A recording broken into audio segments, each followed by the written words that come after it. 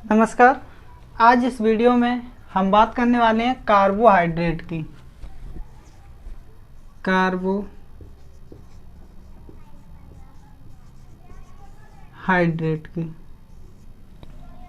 क्या है carbohydrate?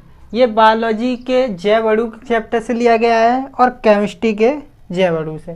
Chemistry में जैव अणु केमिस्ट्री में 12th क्लास में आता है और ये टॉपिक जैव अणु का जो बायोमोलिक्यूल बोलते हैं, बायोमोलिक्यूल, ये 12th क्लास में केमिस्ट्री में भी मिलता है और 11th क्लास में जीव विज्ञान में भी मिलता है। आज इसके बारे में बात करने वाले हैं कार्बोहाइड्रेट। क्या है कार्बोहाइड्रेट? ध्यान रखना, कार्बोहाइड्रेट क्या है? तो कार्बोहाइड्रेट ऊर्जा का एक मुख्य स्रोत है जो हमारे शरीर के लिए बहुत इम्पोर्टेंट है। ठीक है, जो हमारे शरीर के लिए बहुत इम्पोर्टेंट है। कैसे ऊर्जा का मुख्य स्रोत है? जैसे हमारी कोशिकाओं के अंदर आपने एक शब्द सुना होगा, श्वसन, जिसे बोलते हैं रेस्पिरेशन। क्या होता है श्वसन? क्या श्वसन वही होता है वायु को अंदर लेते हैं फिर हम कार्बन डाई को छोड़ते हैं, यानी वायु को अंदर लेते हैं फिर वायु को हम छोड़ते हैं? क्या यही श्वसन होता है? नहीं, ये श्वसन की पूरी प्रक्रिया नहीं होती है। श्वसन का भाग होता है संवातन, जिसे ब्रीदिंग बोलते हैं। ब्रीदिंग, इसमें क्या होता है? इसमें ही होता है, हम सांस को, वायु को अंदर लेते हैं और फिर उसके बाद हम क्या कर देते हैं? वायु को छोड़ देते हैं कार्बन डाइऑक्साइड के रूप में। ठीक है, ये होता है संवातन, यानी श्वसन का ही भाग है। किस? श्वसन का ही भाग है। किसमें? वायु को अंदर लेना और फिर उसके बाद कार्बन डाइऑक्साइड गैस को छोड़ देना, ये श्वसन का भाग है। क्या कहलाता है? संवातन, जो वायु को लेते हैं। अब श्वसन क्या होता है? श्वसन हमारे प्रत्येक कोशिकाओं में क्या हो? कार्बोहाइड्रेट भी, प्रोटीन भी और फैट्स भी। प्रत्येक कोशिकाओं में हमारे इनका सबका क्या हो? पाचन हो। यानी श्वसन का मतलब होता है, मैं आपको बता दूं श्वसन का क्या मतलब होता है। जैसे कि हमारे शरीर में, शरीर की कोशिकाओं में कार्बोहाइड्रेट, फैट, प्रोटीन,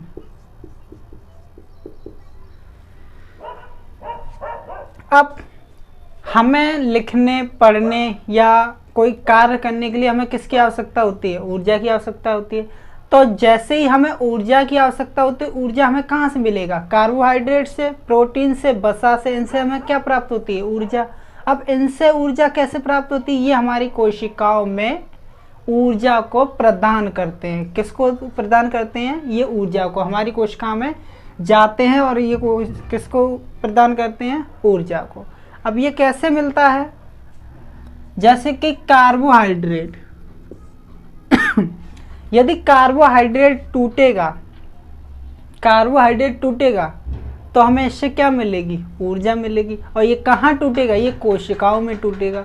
जब ये कोशिकाओं में कार्बोहाइड्रेट टूटेगा तो इससे ऊर्जा मिलेगी और उस ऊर्जा के माध्यम हम किसी भी कार्य को आसानी से कर पाएंगे।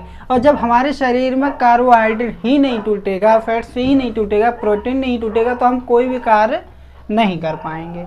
यानी हमें किसी भी कार्य को करने के लिए, चाहे वो लिखने पढ़ने से संबंधित हो या कोई और कार्य हो, उन कार्यों को करने के लिए हमें किसकी आवश्यकता पड़ती है? Carbohydrate, fats, protein. ये हमारे 3 मुख्य खाद्य ऐसे हैं जिनकी हमें बहुत प्रचुर मात्रा में आवश्यकता पड़ती है, क्योंकि इनसे हमें क्या मिलती है? ऊर्जा मिलती है। अब कार्बोहाइड्रेट,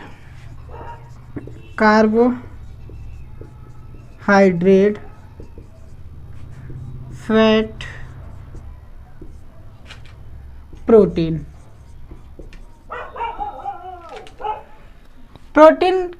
कार्बोहाइड्रेट और फैट। अब इनसे कितनी ऊर्जा मिलती है? यानी 1 ग्राम अगर कार्बोहाइड्रेट टूटता है या कार्बोहाइड्रेट 1 ग्राम कार्बोहाइड्रेट में ऊर्जा मिलती है 4 किलो कैलोरी। यदि 1 ग्राम फैट हो तो उसमें कितनी ऊर्जा होती है 9 किलो कैलोरी। यदि 1 ग्राम प्रोटीन तो उसमें 4 किलो कैलोरी ऊर्जा मिलती है। ये हो गया आपका कार्बोहाइड्रेट, ये हो गया आपका फैट और ये हो गया आपका प्रोटीन। यदि 1 ग्राम कार्बोहाइड्रेट में कितनी ऊर्जा मिलेगी 4 किलो कैलोरी, और 1 ग्राम फैट में कितनी ऊर्जा मिलेगी 9 किलो कैलोरी, और 1 ग्राम प्रोटीन में कितनी ऊर्जा मिलेगी 4 किलो कैलोरी। अब बात ये आती है सबसे ज़्यादा ऊर्जा किस में मिल रही है फैट में मिल रही है, यानी सबसे ज़्यादा ऊर्जा किस में मिल रही है फैट में। अब यदि आपके मन में एक क्वेश्चन उठ रहा होगा कि सबसे ज़्यादा ऊर्जा फैट में मिल रही है तो हमें क्या लेना चाहिए फैट से लेना चाहिए, नहीं ऐसा नहीं। देखिए हमारे शरीर के लिए सबसे ज़्यादा उपयोगी है क्या कार्बोहाइड्रेट। अब फैट से ही फैट से नहीं, वसा नहीं, ये ऑल इसे हम वसा बोलते हैं, बाकी इसे कार्बोहाइड्रेट इसे प्रोटीन बोलते हैं, ठीक है। हमारे शरीर के लिए ऊर्जा प्रदान करने के लिए हमें किसकी आवश्यकता होती है कार्बोहाइड्रेट की आवश्यकता होती है। अब कार्बोहाइड्रेट टूटेगा तो इससे गैस निकलती है कार्बन डाइऑक्साइड। जैसे कि आजकल कोविड-19 चल रहा है तो कोविड-19 में हम मास्क पहनते हैं, तो मास्क जैसे ही हम पहनते हैं तो हमारे शरीर के अंदर कार्बन डाइऑक्साइड का स्तर जो होता है वो बढ़ जाता है, उसका लेवल क्या हो जाता है बढ़ जाता है। कारण क्या है, क्योंकि हम मास्क पहनते हैं, जिससे कुछ समय बाद हमें मास्क पहनते पहनते दम सी घुटने लगती है। क्यों घुटने लगती है, क्योंकि कार्बन डाइऑक्साइड गैस का हमारे शरीर में जो लेवल होता है वो बढ़ जाता है, इसलिए थोड़ी सी दम सी घुटने जैसी महसूस होती है। अब हमें ये क्यों नहीं लेना चाहिए, देखिए कार्बोहाइड्रेट टूटे, अगर कार्बोहाइड्रेट हमारी कोशिकाओं के अंदर टूट रहा है तो उससे ऊर्जा प्राप्त होती है। ऊर्जा प्राप्त होगी तो ऊर्जा होगी वो हमारे शरीर के काम में आ जाएगी, और इससे जो कार्बन डाइऑक्साइड पदार्थ है, कार्बन डाइऑक्साइड जो गैस है वो हानिकारक पदार्थ हमारे श्वसनीय माध्यम से कहाँ बाहर निकल जाएगा। इससे कार्बन डाइऑक्साइड फैट्स में और ज़्यादा हानिकारक पदार्थ मिलते हैं, यानी इनसे प्राप्त होता है हमें क्या अपशिष्ट पदार्थ,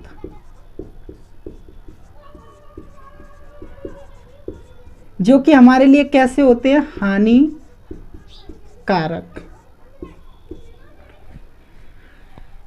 इनसे हमें प्राप्त होते हैं अपशिष्ट पदार्थ जो हमारे लिए क्या होते हैं हानिकारक। अब हम पहले फैट्स को क्यों नहीं लेते हैं, देखिए हमारे लिए कार्बोहाइड्रेट पहले, सबसे पहले अगर हमारे शरीर की कोशिकाओं में टूटेगा तो सबसे पहले क्या टूटेगा कार्बोहाइड्रेट, और कार्बोहाइड्रेट ऊर्जा देगा, टूटेगा और इससे कौन सी गैस निकलेगी हानिकारक कार्बन डाइऑक्साइड। अब जब कार्बन डाइऑक्साइड गैस निकलेगी ये हमारे श्वसनीय मार्ग से बाहर की ओर आ जाएगी। अब इससे ज़्यादा हानिकारक पदार्थ मिलता है फैट्स में, और फैट्स से भी ज़्यादा, बहुत ज़्यादा हानिकारक जिसमें मिलता है वो किस में मिलता है प्रोटीन में। अब सबसे पहले हमारे शरीर में सबसे पहले टूटता है कौन कार्बोहाइड्रेट। कारण क्या है, सबसे पहले क्यों टूटता है, अगर हम सबसे पहले इन दोनों में से कोई भी पदार्थ तोड़ दें तो इनसे ज़्यादा क्या मिल रही है हानिकारक पदार्थ, इनसे ज़्यादा क्या मिल रहा है हानिकारक पदार्थ, जिससे हमारे शरीर के लिए बहुत ही ज़्यादा हानिकारक है। इसलिए इन दोनों को बहुत बाद में तोड़ा जाता है, पहले कार्बोहाइड्रेट। अब कार्बोहाइड्रेट को इसलिए तोड़ा जाता है क्योंकि इसमें जो हानिकारक पदार्थ होते हैं वो कम मात्रा में मिलते हैं, तो जिसमें कम मात्रा में हानिकारक पदार्थ है वो पहले तोड़ा जाएगा, और जिसमें ज़्यादा हानिकारक पदार्थ है वो बाद में तोड़ा जाएगा। तो आई होप आप ये बात समझ गए होंगे कार्बोहाइड्रेट को क्यों पहले तोड़ा जाता है, क्योंकि इसमें हानिकारक पदार्थ कम होते हैं, ठीक है। 1 ग्राम हानिकारक पदार्थ 1 ग्राम कार्बोहाइड्रेट में कितनी ऊर्जा मिलती है 4 किलो कैलोरी। 1 ग्राम फैट में वसा में कितनी ऊर्जा मिलती है 9 किलो कैलोरी।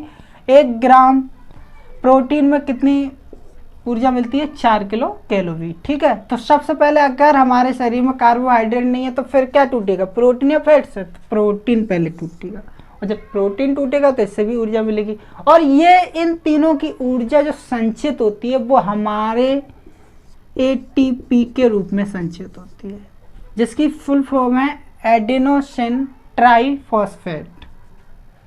Adenosine triphosphate. ठीक है, आई होप आपको इतनी बात क्लियर हो गई होगी।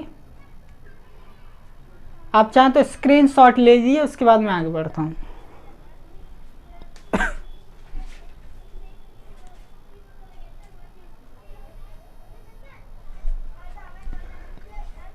अब बात करते हैं कार्बोहाइड्रेट की। क्या है कार्बोहाइड्रेट? हमें यह तो पता चल गया कि कार्बोहाइड्रेट एक ऊर्जा का मुख्य स्रोत है। कार्बोहाइड्रेट क्या है? एक ऊर्जा का मुख्य स्रोत है, हमें ये बात क्लियर पता चल गई।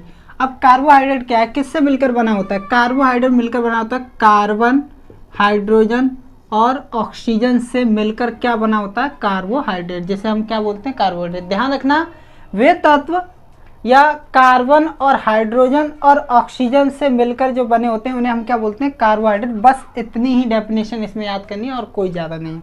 इसका पहला पॉइंट यही याद रखना है, जितना कार्बन होगा उतना ही क्या होगा? ऑक्सीजन, और उस ऑक्सीजन और कार्बन का दुगना क्या होगा? हाइड्रोजन। जैसे कि एग्जाम्पल में हम देख लें, ग्लूकोज C6H12O6, ये क्या है? ग्लूकोज।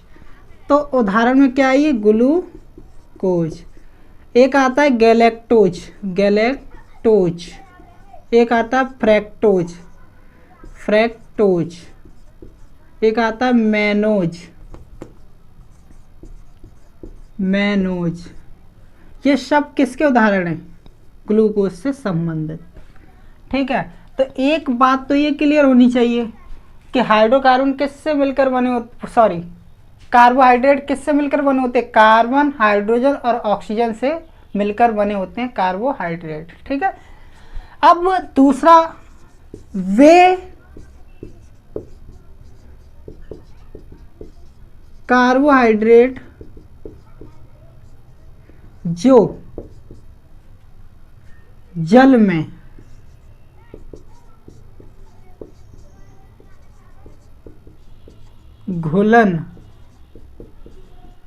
घुलनशील होते हैं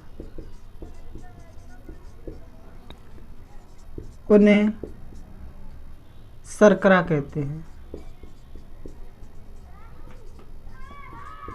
शर्करा कहते हैं। वे कार्बोहाइड्रेट जो जल में घुलनशील होते हैं उन्हें हम क्या बोलते हैं? शर्करा कहते हैं। शर्करा कहते हैं। तो ध्यान रखना, सभी कार्बोहाइड्रेट जल में घुलनशील नहीं होते हैं। कुछ कार्बोहाइड्रेट ऐसे होते हैं जो जल में घुलनशील होते हैं, जिन्हें हम क्या बोलते हैं? शर्करा कहते हैं। आप चाहो तो इनका स्क्रीनशॉट ले लीजिए, फिर मैं आगे बढ़ता हूँ।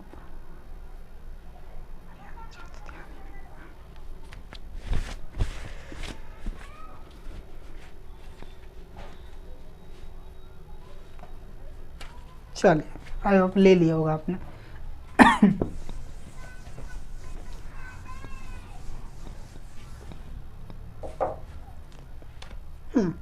कार्बोहाइड्रेट के टाइप के बारे में बात करते हैं। टाइप, इसके 3 टाइप होते हैं।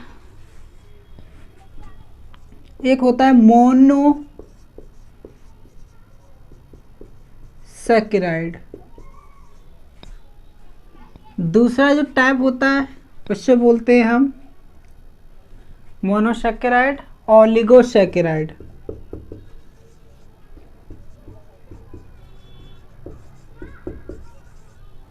और जो तीसरा होता है उसे हम बोलते हैं पॉलीसैकेराइड।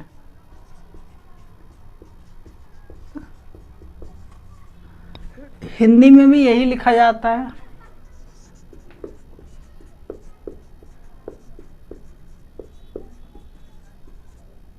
मोनोसैकेराइड, ओलिगोसैकेराइड,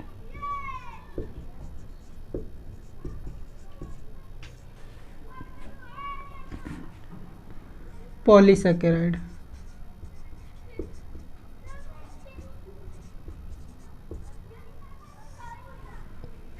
ध्यान रखना, मोनोसैकेराइड, ओलिगोसैकेराइड, पॉलीसैकेराइड, ये 3 प्रकार के होते हैं। अब इसमें क्या होता है, इसमें जैसे कि ये इकाई है और ये इकाई होती है अमीनो अम्ल की। जैसे हम किसकी इकाई बोलेंगे, मोनोसैकेराइड की एक इकाई, मोनोसैकेराइड की जिसमें एक इकाई मिलेगी, उस एक इकाई को हम बोलेंगे मोनोसैकेराइड। ठीक है। ओलिगोसैकेराइड में एक से अधिक, जैसे एक इकाई आपस में जोड़ा, जैसे 3 इकाई किसकी, मोनोसैकेराइड की, 3 इकाई आपस में जोड़ दिया इनको, 4 इकाई आपस में जोड़ दिया इनको, जैसे कि 5 इकाई इनको भी आपस में जोड़ दिया, डॉट डॉट डॉट करके 1 2 3 4 5 6 7 8 9 10, ये 10 इकाइयों को हमने आपस में जोड़ दिया। तो ध्यान रखना, 2 से 10 तक की जो इकाइयाँ पाई जाती हैं मोनोसैकेराइड की, उनको हम क्या बोलते हैं, ओलिगोसैकेराइड। यानी 2 से 10 तक की जो मोनोसैकेराइड की इकाइयाँ पाई जाती हैं उनको हम क्या बोलते हैं, ओलिगोसैकेराइड। अब ओलिगोसैकेराइड में भी क्या होते हैं, जैसे ये डाइसैकेराइड, हम इसे क्या बोलेंगे, डाइसैकेराइड, और इसको हम बोलेंगे ट्राइसैकेराइड, ट्राइसैकेराइड, इसे बोलेंगे टेट्रासैकेराइड,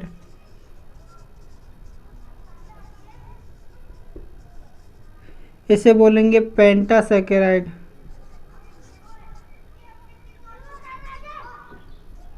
सैकेराइड, और इसको बोलेंगे डेकासैकेराइड।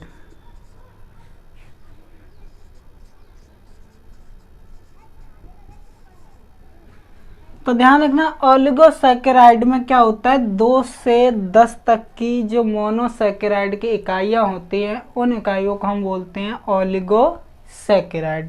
जिसमें एग्जाम्पल क्या होते हैं, डाइसैकेराइड, ट्राइसैकेराइड, टेट्रासैकेराइड, पेंटासैकेराइड, डेकासैकेराइड, इसके भी एग्जाम्पल होते हैं। ठीक है। और पॉलीसैकेराइड में क्या होते हैं, इन सभी सैकेराइड को आपस में क्या कर दिया जाता है, जोड़ दिया जाता है, एक प्रोटीन का निर्माण होता है। तो ध्यान रखना, एक अच्छा एग्जाम्पल है इसका क्या, प्रोटीन।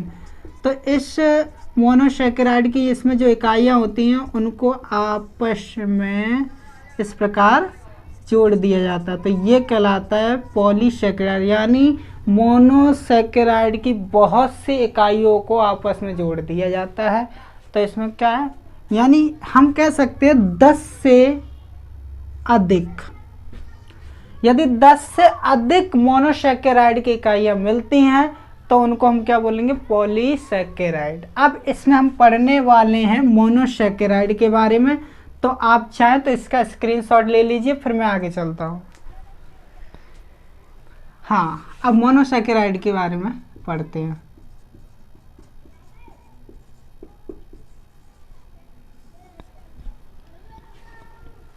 मोनोसैकेराइड, देखिए मोनोसैकेराइड जो होते हैं वो कई प्रकार के होते हैं। मैं आपको बताता हूँ मोनोसैकेराइड के बारे में, थोड़ा डिटेल से बताता हूँ। आपको ये पता चल गया किसका उदाहरण है, किसका एग्जाम्पल है, किसका टाइप है, ये कार्बोहाइड्रेट का। कार्बोहाइड्रेट में हम क्या पढ़ रहे हैं, मोनोसैकेराइड पढ़ रहे हैं। ठीक है। तो आपको ये पता चल गया। ठीक है। इसमें अब ये किससे मिलकर बने होते हैं, कार्बन और हाइड्रोजन ऑक्सीजन से मिलकर बने होते हैं। ये पता है, जितने कार्बन उतनी क्या होनी चाहिए, ऑक्सीजन, और उसका दुगना क्या होना चाहिए, हाइड्रोजन। ये इसका क्या फॉर्मूला कहलाता है। ठीक है। तो अब यहाँ पर हम पढ़ने वाले हैं, जैसे कि यहाँ पर triose, triose, tetrose, pentose, hexose, heptose, ये इसके क्या हैं नाम, triose, tetrose, pentose, hexose, heptose. ठीक है। अब आगे इनके फॉर्मूले की, अणुसूत्र की बात कर लें।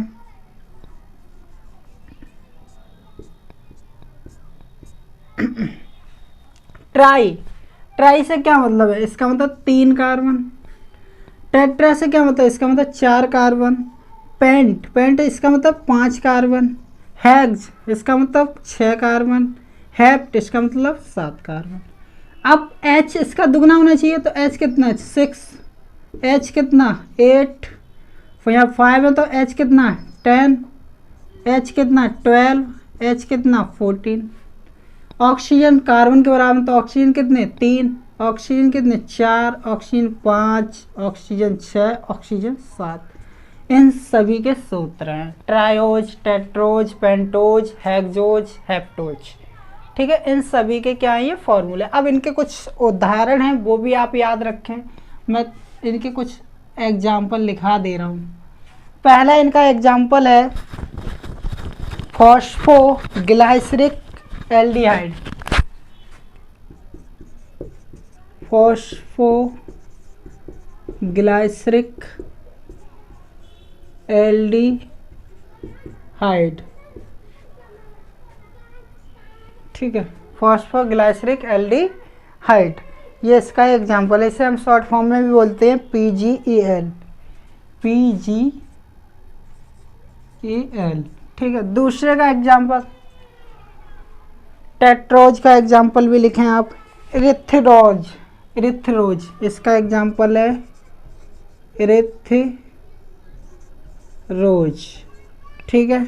अब इसका भी एग्जाम्पल लिखें। इसका एग्जाम्पल जैसे राइबोज, राइबोज, डीऑक्सी राइबोज,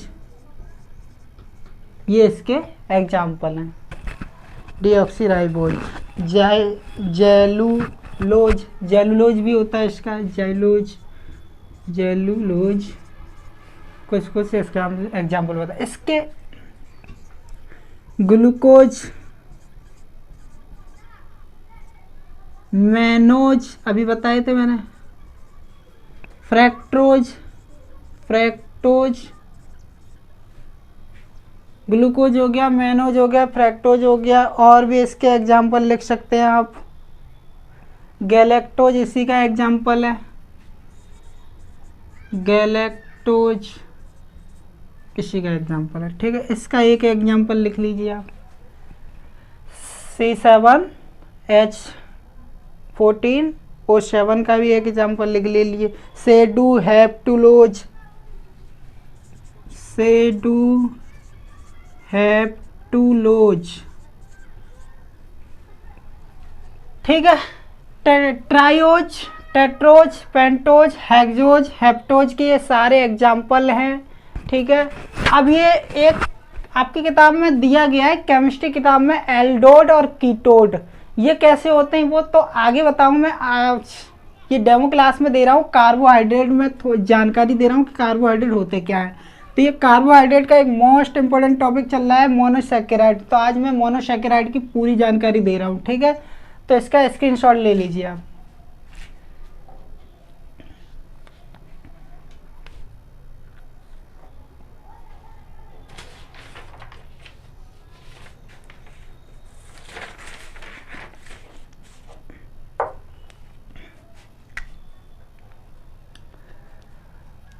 हाँ, मोनोसैकेराइड में हम पढ़ने वाले हैं ग्लूकोज।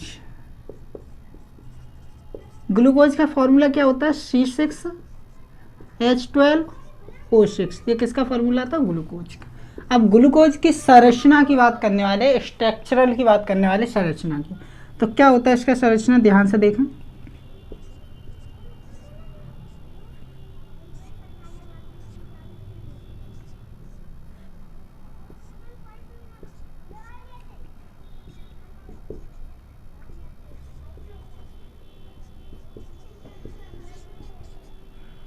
OH,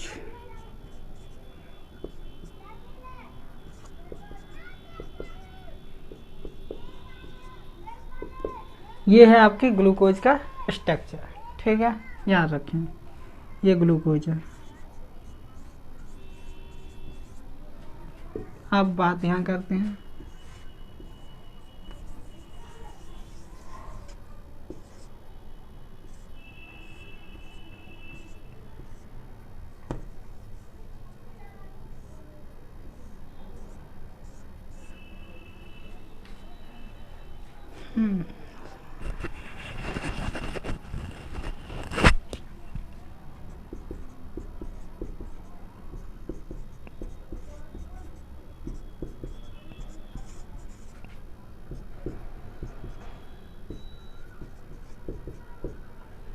इसे हम बोलते हैं राइबोज। तो देखिए एक ये तो ग्लूकोज का स्ट्रक्चर है और ये है आपके राइबोज का। अब देखो राइबोज किस एग्जाम्पल में था, ये तो राइबोज था C5H10O5, ये था राइबोज में। तो राइबोज में ये आ रहा है या नहीं आ रहा है, देखो तो कार्बन कितने हैं 5, 1 2 3 4 5, 5 कार्बन है इसमें। ऑक्सीजन कितने होनी चाहिए 5, तो 1 2 3 4 और 1 5। हाइड्रोजन कितने हैं 10, तो देख लो हाइड्रोजन भी 10 होनी चाहिए। 1 2 3 4 5 6 7 8 9 10, ये राइबोज का मान। ऐसे ग्लूकोज में होगा। ग्लूकोज में ये ध्यान रखना, ग्लूकोज के पहले कार्बन पे H ऊपर नीचे OH, दूसरे कार्बन पे भी सेम ऐसा ही डाटा, H ऊपर नीचे OH, लेकिन तीसरे कार्बन पे कहानी चेंज हो जाती है, OH ऊपर H नीचे। लेकिन चौथे कार्बन पे सेम वही डाटा जैसे पहले कार्बन पर H ऊपर OH और यहाँ पे CH2OH। ये है आपका ग्लूकोज। स्क्रीनशॉट ले लीजिए इसका।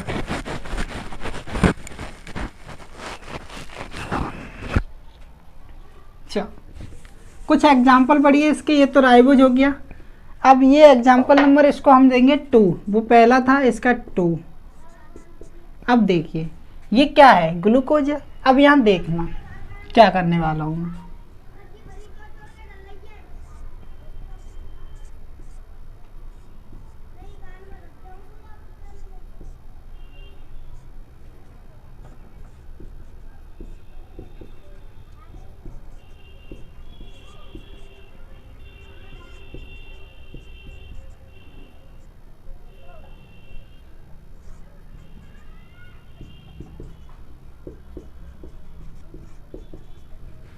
यहाँ कहीं पर चेंजिंग दिख रही है आपको, कृपया ध्यान से देखना। यहाँ पर ग्लूकोज के कार्बन नंबर 1 पर चेंजिंग दिख रही है। ये कार्बन नंबर 1 है, ये 2 है, ये 3 है, ये 4 है, ये 5 है और ये 6 है। तो देखो कार्बन नंबर 2 पर किसका परिवर्तन दिख रहा है, कार्बन नंबर 1 पे परिवर्तन दिख रहा है आपको। ऊपर लिखता हूँ, कार्बन नंबर 1 पे परिवर्तन आपको दिख रहा है HOH का। देखिए HOH। अब यहाँ देखिए H कहाँ है ऊपर और यहाँ OH कहाँ है ऊपर। यहाँ H ऊपर, यहाँ H नीचे, यहाँ OH नीचे, वहाँ OH कहाँ है ऊपर है। तो यहाँ कुछ परिवर्तन दिख रहा है। तो ध्यान रखना इस ग्लूकोज को बोलते हैं अल्फा ग्लूकोज और इस ग्लूकोज को बोलते हैं बीटा ग्लूकोज।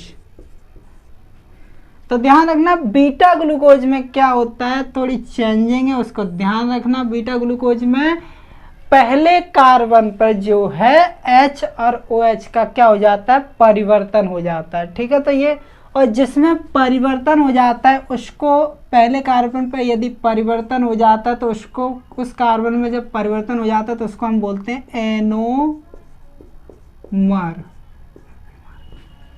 एनोमर ये है दूसरा एग्जाम्पल, उतार लीजिए आप।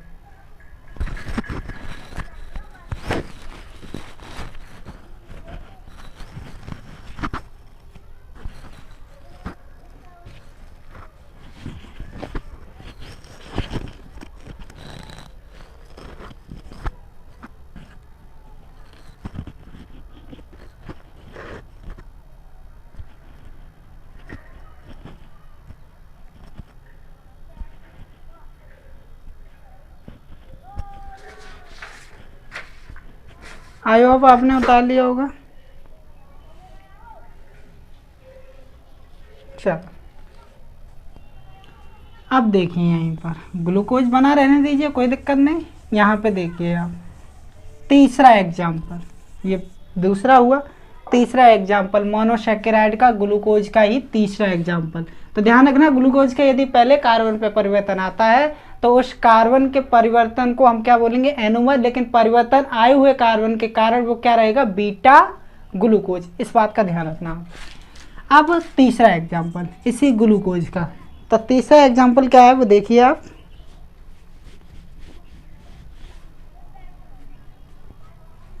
देखिए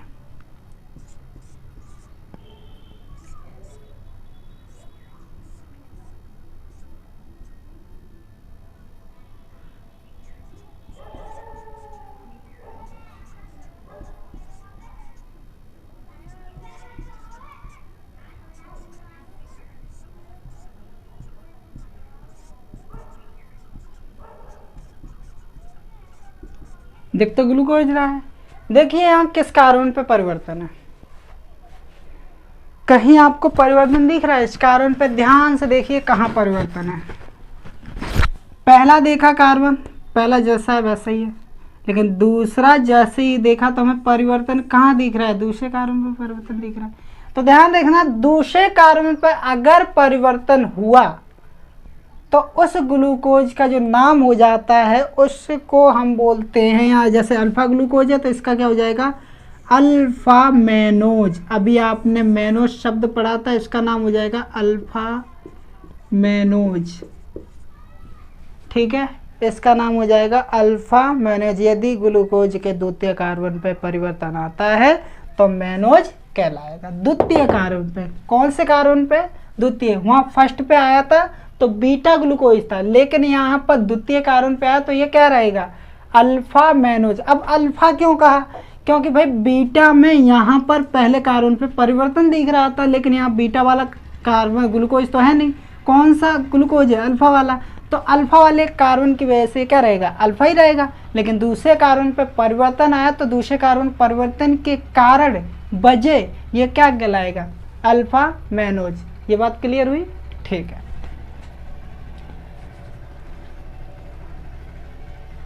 एक लास्ट एग्जांपल और अगली क्लास कल।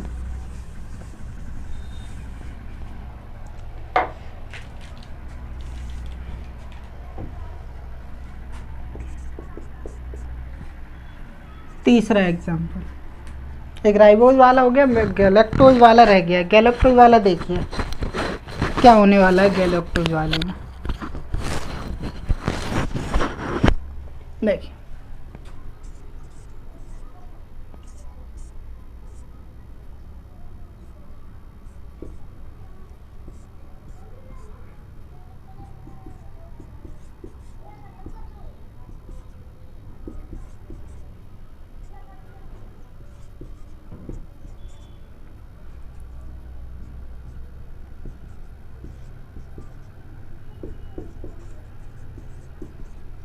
देखिए और पहचानिए किस कार्बन पे परिवर्तन आया हुआ है।